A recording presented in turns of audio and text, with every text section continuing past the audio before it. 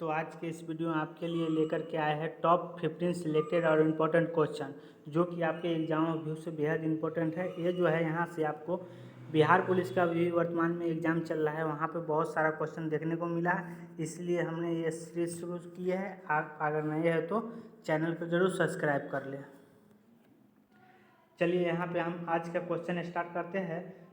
एक number question है यहाँ पे कि मिट्टी की रचना सामान्यतः निम्नलिखित प्रक्रिया द्वारा होता है। मिट्टी की जो रचना होता है किस प्रक्रिया द्वारा होता है, तो आपका करेक्ट आंसर हो जाएगा ऑप्शन नंबर बी, निक्षेपण। निक्षेपण के माध्यम से जो है मिट्टी के सामान्यतः प्रक्रिया होता है, तो आपका करेक्ट आंसर हो जाएगा।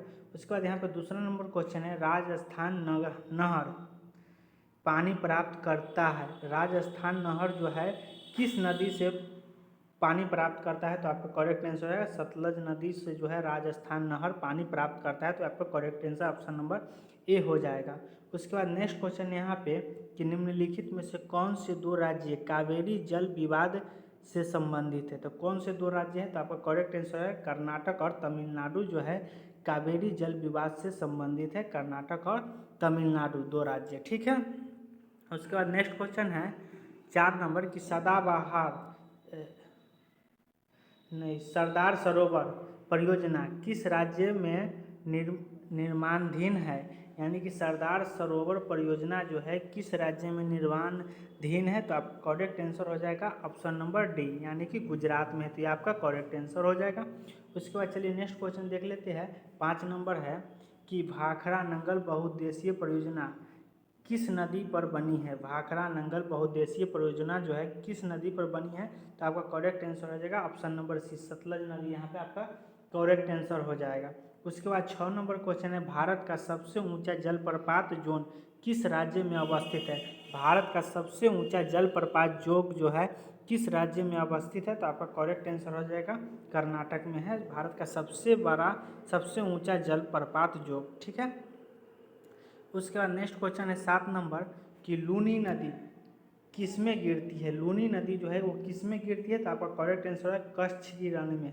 कच्छ की रण में जो है, जो कि गुजरात के एक जिला है कच्छ की रण, वहाँ पे जो है लूनी नदी गिरता है, तो आपका correct answer option number C हो जाएगा। ये सब याद रखिएगा, ठीक है। उसके बाद 8 नंबर क्वेश्चन है निम्नलिखित में से कौन सी नदी एस्चुरी, यानी कि एस्चुरी मतलब क्या होता है, तो डेल्टा, एस्चुरी मतलब डेल्टा बनाती है, तो कौन सी नदी जो है वो डेल्टा बनाती है, तो आपका करेक्ट आंसर हो जाएगा नर्मदा नदी, ठीक है। नर्मदा नदी जो है डेल्टा का निर्माण करता है, तो आपका correct answer option number B हो जाएगा। उसका 9 के है ब्रह्मपुत्र नदी भारत के मैदानी भाग में किस नाम से जाना जाता है, यानी कि ब्रह्मपुत्र नदी जो है भारत के मैदानी भाग में किस नाम से जाना जाता है, तो आपका करेक्ट आंसर हो जाएगा दिहांग के नाम से जाना जाता है ब्रह्मपुत्र नदी, ठीक है। तो ये आपका correct answer option number C हो जाएगा। उसके बाद है 10 नंबर क्वेश्चन भारतवर्ष की सबसे लंबी नदी कौन सी है। भारतवर्ष की सबसे लंबी नदी कौन सी है, तो आपका करेक्ट आंसर हो जाएगा गंगा नदी है सबसे लंबी नदी। आप सभी लोग भी इसको जानते हो कि सबसे लंबी नदी कौन है, तो गंगा नदी है। उसके बाद 11 नंबर क्वेश्चन है कहाँ भागीरथी और अलकनंदा मिलकर गंगा बन जाती है। ये भी जो है आपका VVI क्वेश्चन है एग्जाम व्यू से। इस प्रकार का क्वेश्चन जो है कई बार पूछा गया है कि भागीरथी और अलकनंदा मिलकर कहाँ गंगा बन जाती है, तो आपका करेक्ट आंसर हो जाएगा इसका देवप्रयाग में। देवप्रयाग यहाँ पे correct answer option number B हो जाएगा। उसके बाद 12 नंबर क्वेश्चन लैगून क्या है। लैगून क्या है, तो लैगून जो है एक झील है, लैगून झील है, झील के नाम लैगून है, तो आपको याद रखना है।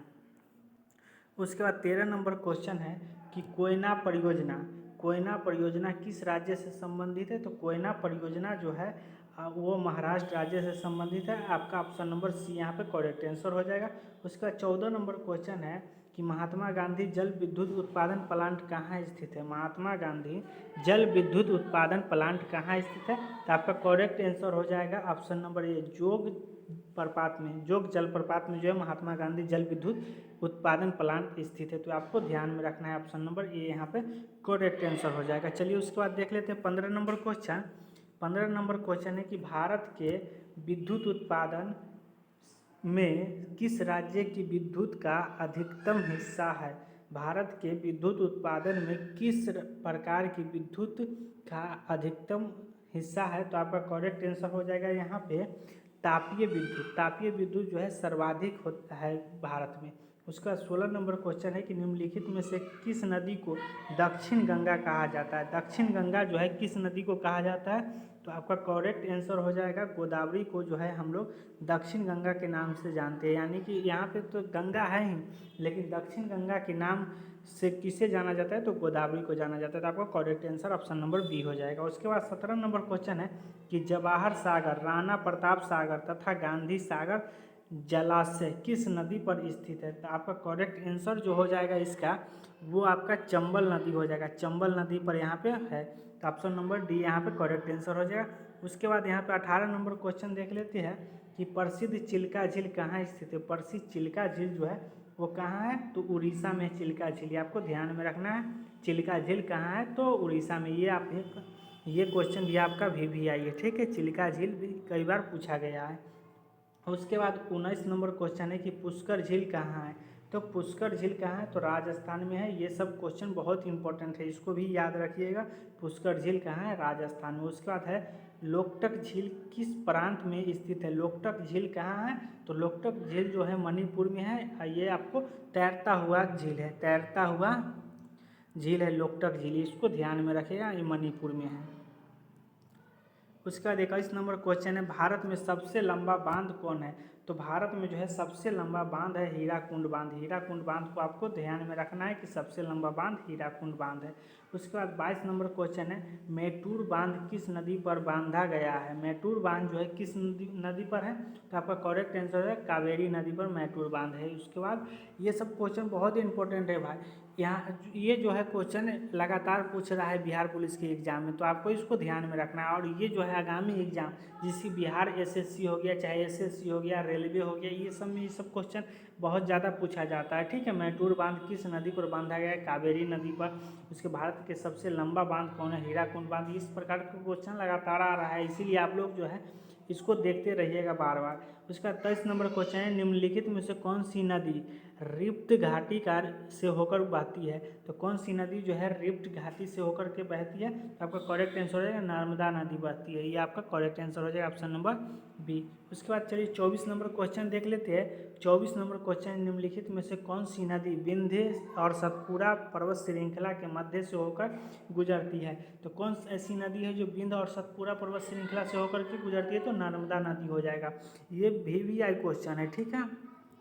उसके बाद है 25 नंबर क्वेश्चन कि नागा अर्जुन परियोजना किस नदी पर बनाई गई है। तो नागा अर्जुन परियोजना किस नदी पर बनाई गई है, तो आपका करेक्ट आंसर हो जाएगा कृष्णा नदी पर है। कृष्णा नदी यहाँ पे करेक्ट आंसर हो जाएगा। उसके बाद चलिए नेक्स्ट क्वेश्चन को देख लेते हैं। 26 नंबर क्वेश्चन है कि निम्नलिखित में भारत के चावल के कटोरा के रूप में विख्यात क्षेत्र का नाम बताइए। यानी कि भारत में जो है चावल के कटोरा के नाम से जो विख्यात क्षेत्र है वो कौन सा है, तो आपका करेक्ट आंसर हो जाए कृष्णा गोदावरी डेल्टा। यहाँ पे जो है सर्वाधिक मात्रा में चावल होता है, ठीक है, इसीलिए इसको चावल का क्षेत्र कहा जाता है, चावल प्रदेश कहा जाता है, ठीक है। उसके बाद चलिए नेक्स्ट क्वेश्चन है 27 नंबर कि माता टीला बहुउद्देशीय परियोजना किस राज्य में है। माता टीला बहुउद्देशीय परियोजना जो है किस राज्य में है, तो आपका ऑप्शन नंबर ए हो जाएगा उत्तर प्रदेश, यहाँ पे आपका करेक्ट आंसर हो जाएगा। उसके बाद 28 नंबर क्वेश्चन इनमें से सबसे बड़ा नदी बेसिन किस नदी का है। इनमें से सबसे बड़ा नदी बेसिन किस नदी का है, तो आपका करेक्ट आंसर हो जाएगा ऑप्शन नंबर बी गंगा का। गंगा यहाँ पर करेक्ट आंसर हो जाएगा। उसके बाद देखिए यहाँ पे 29 नंबर क्वेश्चन है रिहंद बांध किस राज्य में स्थित है। रिहंद बांध जो है किस राज्य में स्थित है, तो आपका करेक्ट आंसर हो जाएगा उत्तर प्रदेश में है। उत्तर प्रदेश यहाँ पे आपका करेक्ट आंसर हो जाएगा, ठीक है। उसके बाद चलिए नेक्स्ट क्वेश्चन देख लेते हैं। घाना पक्षी अभ्यारण्य निम्नलिखित में से किस राज्य में स्थित है। तो घाना पक्षी अभ्यारण्य जो है किस राज्य में है, तो ये राजस्थान में है, ठीक है। तो आपको ध्यान में रखना है घाना पक्षी अभ्यारण्य राजस्थान में। उसका 31 नंबर है दच्चीग्राम अभ्यारण्य भारत के किस राज्य में स्थित है। दच्चीग्राम अभ्यारण्य भारत के किस राज्य में स्थित है, तो आपका करेक्ट आंसर हो जाएगा ऑप्शन नंबर ए जम्मू और कश्मीर में है दच्चीग्राम अभ्यारण्य। और ये सब क्वेश्चन बहुत अच्छा है, ठीक है, और ये इंपॉर्टेंट है। ये सब बार बार रिपीट हो रहा है, इसीलिए हम इतना कह रहे हैं क्योंकि ये ऐसा क्वेश्चन जो है लगातार बन रहा है, इसको ध्यान में रखिएगा। दक्षिण घराना अभयारण्य जो है जम्मू कश्मीर में है।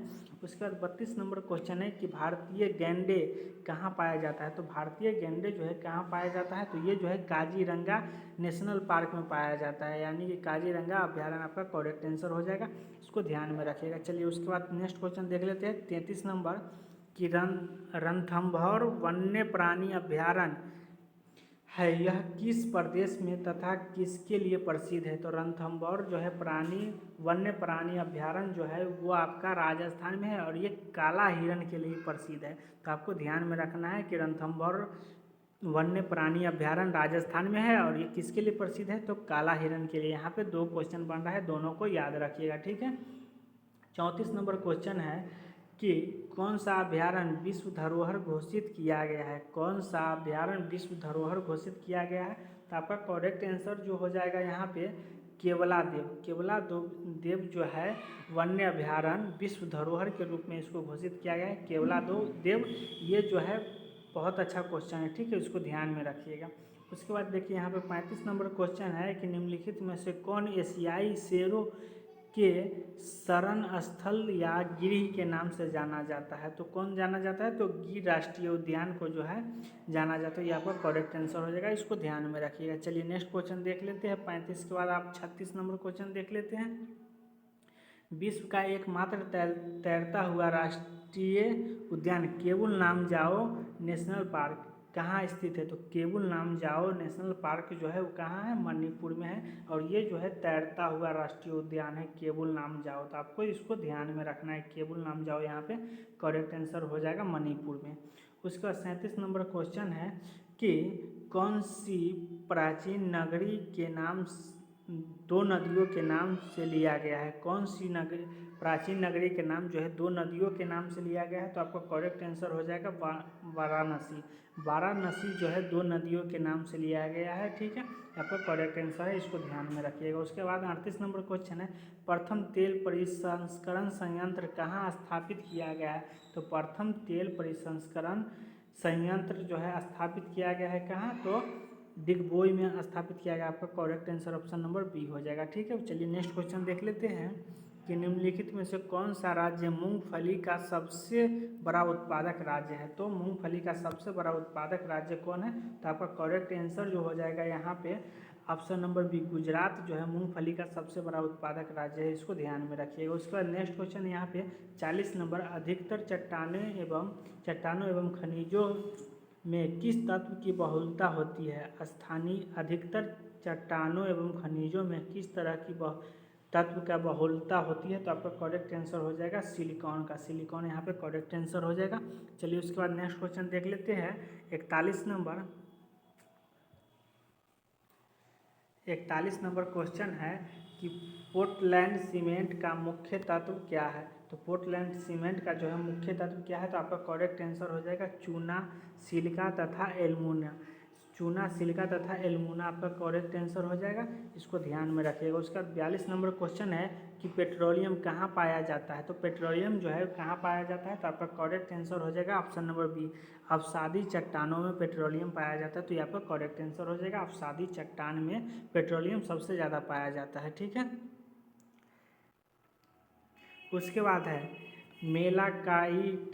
मेलाकाइट इनमें से किस धातु का खनिज है। तो मेलाकाइट जो है किस धातु का खनिज है, तो आपका करेक्ट आंसर हो जाएगा तांबा का है, ये आपका करेक्ट आंसर है, इसको ध्यान में रखें। उसके बाद है 44 नंबर, कोलार की खाने की से किस धातु का उत्पादन होता है। कोलार की खाने से किस धातु का उत्पादन होता है, तो आपका करेक्ट आंसर हो जाएगा सोना का।